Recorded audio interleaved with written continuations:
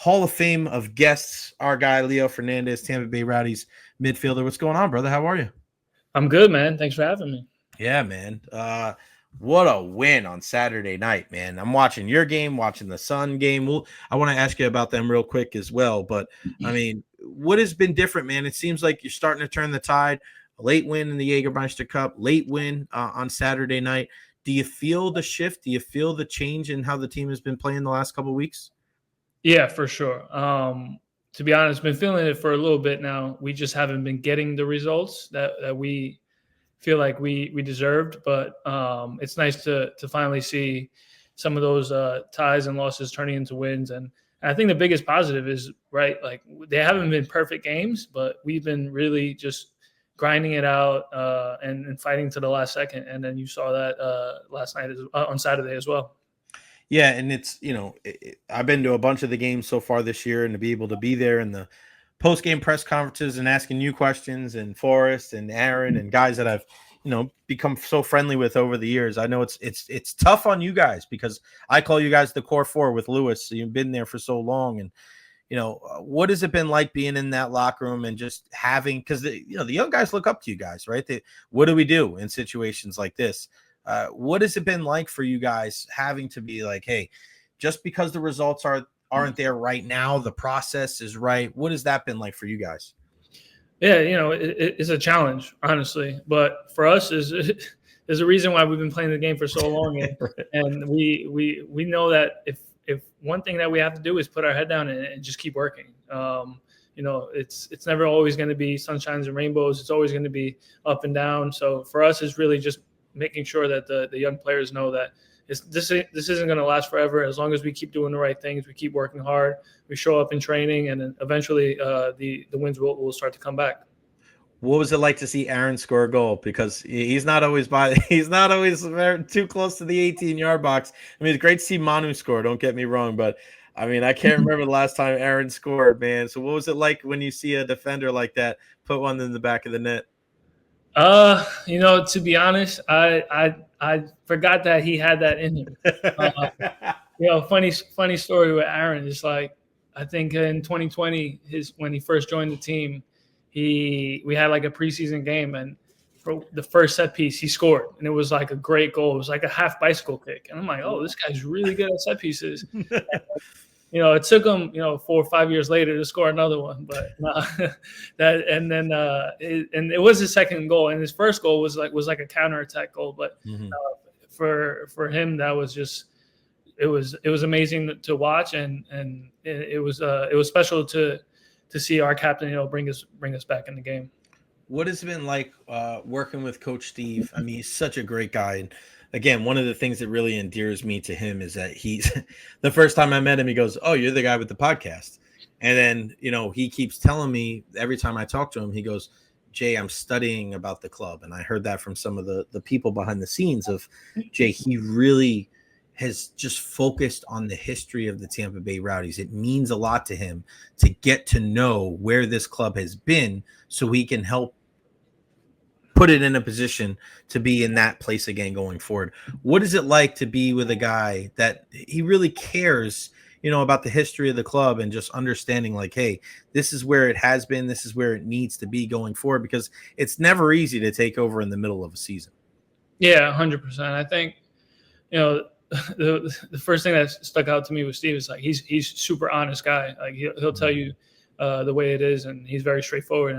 And I could respect that. I think a lot of the times you don't want people that say something and do something else. So for me, that was a big respect quality for that I thought he had. And then I think the Rowdies are such a historic team, and people really, really love and care about this team here in Tampa Bay. And for him to dive in and try to research the history, and he's taught me so many things that I didn't even know about the club, and I've been here for a while now. So I think it's been great. And you want someone that understands the club and knows what it means to be a Rowdy, and I think he's doing a good job with that. And I think we're pushing in the right direction. He's doing a great job. What about yourself on the pitch? And this is something you and I have talked about, and I know I talked about with him of kind of finding your role. When you won the MVP a couple of years ago, where was your best spot on the pitch? Where did you operate the most from? And then where does that compare to kind of where you're at right now on the pitch? Yeah, in 2022, it was I think in like the first like 6 games, I was starting as the left wing back. So I was on the left side, operating over there, 1v1s and creating opportunities for teammates. And then towards the May June, I was able to play like the 10 role, if it was the right sided 10, middle 10, or left 10.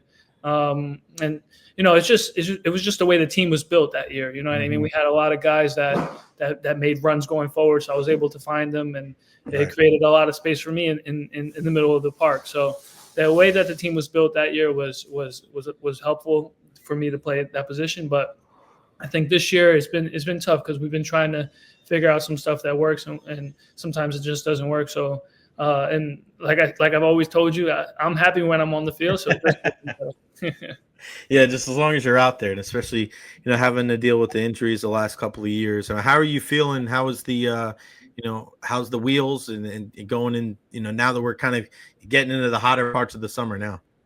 Yeah, feeling good. I think this is the toughest time of the year, right? When it's really hot, and even like a simple training session can feel like a game. It's just so hot outside. You go for a walk and you're sweating. So for me, it's really just trying to manage myself in these tough times. But I know from experience that this is when we can pick up a lot of points, because this is like the toughest time of the schedule, right? Everyone is kind of in the halfway point, or getting to the halfway point. So this is a very crucial time for the team. You guys got a chance to play behind closed doors Benfica, which is obviously one of the bigger clubs in the world, and to be able to see some of the big names that were there, I thought it was freaking awesome to be able to see a picture with you and Otamendi and Angel. I mean, that's huge, man. What was it like to be able to share the pitch with those guys? I mean, it's amazing. Those guys are different class. They are machines, right? Just to be on the field with them was special. Just to watch them play. And you always look on TV, right? You're like, oh, exactly what Di Maria is going to do. He's going to go inside and use his left foot. Why can't they stop him? And we got to witness it firsthand. So it was good. It was a good experience, a good learning experience. So and then you saw the game yesterday. I don't know if you watched, but Di Maria and Otamendi both scored. You guys can take all the credit for that, to help them prepare for that. You're right. And Di Maria, to me, is probably one of the biggest mysteries in United history, because he was fantastic before then. He was fantastic after then.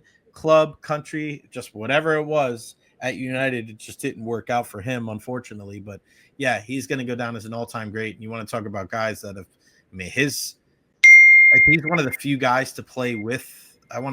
Messi and Ronaldo at on a big time level. Like, not many people have. He's played with everybody. Almost every superstar.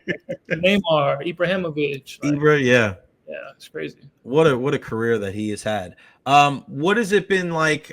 Father's Day, and happy belated Father's Day. Now that the kids are getting older, they love the pitch. They love being around. The Rowdies do such a great job of giving out and putting out these social media posts with all you guys that are fathers now. What is it like to be able to share that with the boys? It's great. It's great. I mean, honestly, they're the reason why I'm still playing to this day. I think for them, they just love coming out to the stadium. They love coming out to watch us, the Rowdies, play. They're just massive supporters now. They're part of Ralph's mob, so. For me, it's trying to making sure that I'm taking care of my body so I can go out there and play on Saturday and put out a good performance for them. How cool was it to be able to see the Tampa Bay Sun win the USL Super League final? I mean, obviously, we're all Tampa Bay here, and just there was so many nice videos from you guys before and after they won. I mean, to be able to see the talent that they have, and that's got to be really cool to kind of see them do their thing and the inaugural season to be able to hoist the trophy. Yeah, that's amazing. We're super proud of them. We're super excited for them, and I think they really did the city of Tampa Bay really proud. And I know they have some great players over there, and hopefully we can bring one as well. But now for us, we were just super excited for them, and hopefully they can do it again. Yeah, no doubt. And with you guys, I mean, just looking, you don't want to look at the table necessarily right now, but it looks better than it has the last couple of weeks. And just you got to just keep pressing. Like, what's the focus here the next couple of weeks? It's one thing to get results, but I think now you're at the point of the season. I don't want to speak out of turn, but this just seems like you guys need to get some wins here rather than just. So No, you're good. Rather than draws, you guys need some wins. yeah, no, for sure. Yeah, speaking about the table, that's so funny because my son reminds me of where we're at. It's always the son or Yeah, your dad. It's always yeah, somebody's son or somebody's dad or exactly. somebody's wife, right? Yeah, he's letting me know where we're at and how many Right. points we need to make the playoffs. So no, yeah, like you said, I think a couple games coming up, definitely some winnable games. So we have to come out and really be fighting for 3 points like it's a final basically. And obviously Pittsburgh this week is not an easy place to go to. But yeah, we have full confidence in our team. We're starting to finally perform the way that we should be. But no, like you said, we have to start picking up some points. All right, tell me about what's going on off the pitch. Soccer HQ, everything. I mean, you guys, the social media looks great. You put your boy on there. That's very smart. Good looking kid. So, so what? Tell everybody because we've been kind of going back and forth about this, but just everybody that's hearing it for the first time, what's going on as far as this indoor facility that is helping out some of these youngsters play?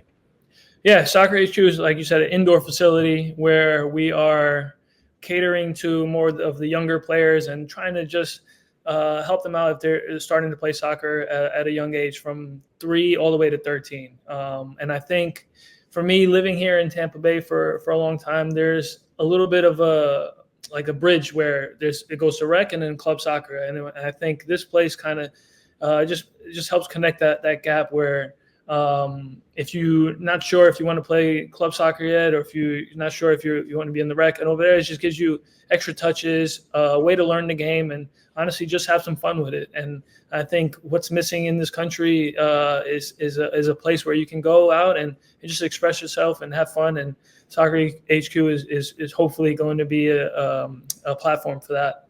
SoccerHQUSA.com. You can go check it out over there. I actually used to work at an indoor baseball facility. And when I first moved here, that was my first job when I moved here back in 2005. And I did a class called Born to Play with 3 and 4-year-olds. And it Oh, was wow. like the most rewarding thing of all time. These kids could barely speak, but it was just basic motor skills, catching, hitting. And then I did 5 and 6-year class, 7 and 8, 9 to 10, 11 and 12, and all the way up. And it was just such a great outlet for young baseball players that were learning to play the game. Like you said, bridging the gap at that time between little league and travel ball. You're doing the same thing for, rec and club. And, I think some of the kids get lost, Leo, don't they? Like in the situation where maybe you get into a situation where, you want to be involved, but you don't know how good you are and you don't know kind of where you fit in. And is it classes? Is it a place that you can rent? Like what is the entire thing going to be there? Classes available, individual lessons. What is it? Yeah, so right now it's classes available. So you hop in, you go into the website, and then you just pick a like open class for 2 to 3 year olds or 4 to 5, and it goes all the way up to 13. So we like I said, like we're not affiliated with any clubs in the area. So you can it's just a place where you can go develop your skills, work on things that you usually can't work on with if you are on a team, right? Because when you're with a team, it's usually tactical, or you're working as for the weekend. You're trying to win a game on Saturday. So for our place, it's really just to go out there, learn some new moves, get comfortable on the ball.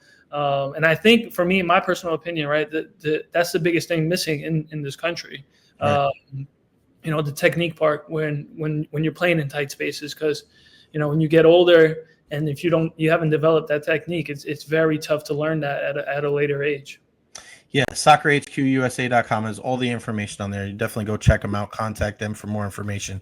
I wanted to ask you about that too before I let you go. I was just listening to Taylor Twellman or somebody talking about Landon Donovan's comments of all the U.S. players not playing in the Gold Cup and saying that they need a break. And Taylor was saying, listen, we're the only country that deals with load management, that deals with, guys need a mental break. And you look at Messi and you look at Ronaldo, and especially Ronaldo is a little bit older, and like they're playing in Saudi, and then he's playing for Portugal and the nation, like, so it's, what is it about this? Is that one of the things that's holding this country back, you think, from really getting to the next? I mean, it's one thing to not have our best athletes playing soccer because, they play football, they play baseball, they play basketball. We get that. But I think the mindset may be a thing that's lacking because it's not good when you have a Gold Cup roster out there and you're not seeing Weston McKennie, you're not seeing Pulisic, you're not seeing a lot of these guys that the reason why they went to go play in Europe and play in the big 5 leagues is to get ready for international competition. You're challenging yourselves against the best. Do you think there is that mindset change that needs to happen with U.S. soccer too? Yeah, that's a tough question, right? But honestly, I do believe that it's a mindset, it's a culture, right? I think if you look at South America, Europe, like these guys are dying to play for the national. Yeah, you don't hear that for Brazil, right? Like Casemiro, he was out of the national team for a little bit for a couple of the competitions, and God, that must have killed him. And he's sitting there busting his butt for Man U. Like I think he's the greatest example out of everything because you look at a guy like Casemiro who has won everything you can win. He goes to Manchester United. They're not good. He's getting sat on the bench because they're playing him in the middle of the park, a guy in his early 30s, which doesn't make sense anyway. He gets benched. He goes and he works his butt off. He loses 15 pounds. Now he's starting in these games. Now he's back on the national team starting for Carlo Ancelotti. And I look at that and I go, an American player might just say, screw that. And I don't care. I'm not playing for my national team anymore. And it's crazy how it's so important for these players to play for their country. If that mindset doesn't change, I don't see how the U.S. will ever be a world power in this sport if it's not a secondary and it's not, they don't treat it as a priority. Yeah, and I think if I look at Christian's Pulisic's point of view, right, it's like two ways. It's like he's had a lot of injuries, so maybe he's trying to save his body for the World Cup. But then you can also say he doesn't feel threatened, in his position. Right. He's always gonna, if he's ready to go, he's always gonna be the number 10 for the national team, and that's also a problem, right? If you don't have competition, then you're not getting better with the national team, and you see that we have 11, 12 really good players for the national team, but then after that, the talent kind of drops. So, I look at it both ways. Yeah, and I look at the Brazil team too. I mean, I look at guys, like Rafinha, right? And man, that guy was playing for Leeds. Then he goes to Barcelona. And now he's one of the best players in the world. And just going to the right place and playing is going to change. I mean, he was playing for Leeds. And I'm not, talking about Leeds was a team that's, they're in the championship. They're going to be back in the Premier League next year. Now he's playing for Barcelona. He's playing for one of the biggest clubs in the world. And now he's like, you can't take him off the team sheet for one of the greatest teams in the world. And for guys to think like, and I know he's done great at AC Milan, but I mean, my God, it's pretty wild to think. What's your goal focused here in the next couple of weeks for you personally as you guys get ready to really go in the meat of this schedule? Yeah, I think it's take it day by day, right? Win each day, making sure that we stay on the process that we started. Was it a month or 2 months ago? So for us, is making sure that we win each day, and then when the game comes, we perform like we've been performing and get 3 points. Have you ever, before I let you go, I asked Sydney Nasello this from the Tampa Bay Sun. Have you ever scored an Olympico goal off the corner? Wow. I think maybe in college, not in the pros, Yeah.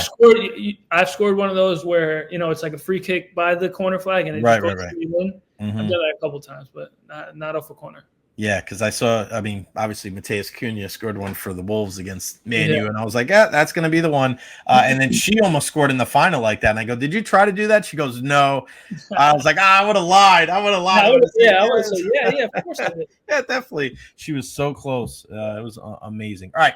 SoccerHQUSA.com. Go there now. All the information. Welcome to Soccer HQ. They answer all of your questions. They have their story. Find a way to get started. You can contact them. They have frequently asked questions as well. Age-appropriate curriculum for every stage. They have the qualified caring coaches who know how to engage kids. Go check them out, and they'll tell you why parents choose Soccer HQ. Again, SoccerHQUSA.com. Our guy, Leo Fernandes, give my love to the entire squad. Safe travels, my friend. Keep on getting those results. Give my love to the fam, and we'll talk soon, buddy. Thank you. Appreciate it. Thank you. You got it, buddy.